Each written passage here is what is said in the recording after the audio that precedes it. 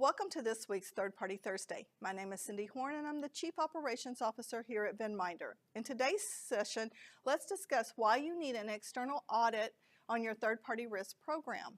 In many cases, the reviewer of the third-party risk is done either as part of the internal audit program or the external audit program, or both. However, for the purpose of today's discussion, let's look at a few scenarios that would warrant an external review of your vendor management program. Perhaps the easiest and most common scenario is the internal audit area is stretched very thin and perhaps does not have enough staffing to get to all parts of the operation or various policies to provide adequate coverage, let alone take on the extensive task of reviewing vendor management. In this case, internal audit may very well direct that rather than including the annual review for various areas of your company. It may make more sense to engage outside auditors to review the program.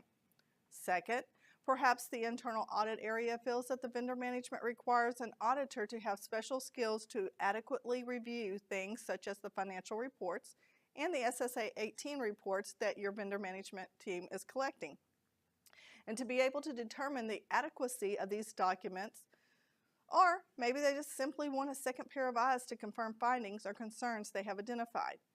Typically, internal audit and external audit work very closely together on the prescribed set of reviews and activities. Their work products should reach the same general types of conclusions and follow the same sort of consistency of activities. You would not expect one to take a deep dive and one to take a brief review of the same sort of activity. The work of the internal and external audit programs is typically dictated by the audit committee in conjunction with various lines of business.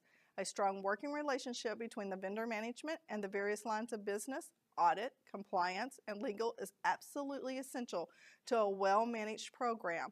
Any audit issues raised and any reports issued should be carefully reviewed, and any follow-up steps should be agreed upon and acted upon.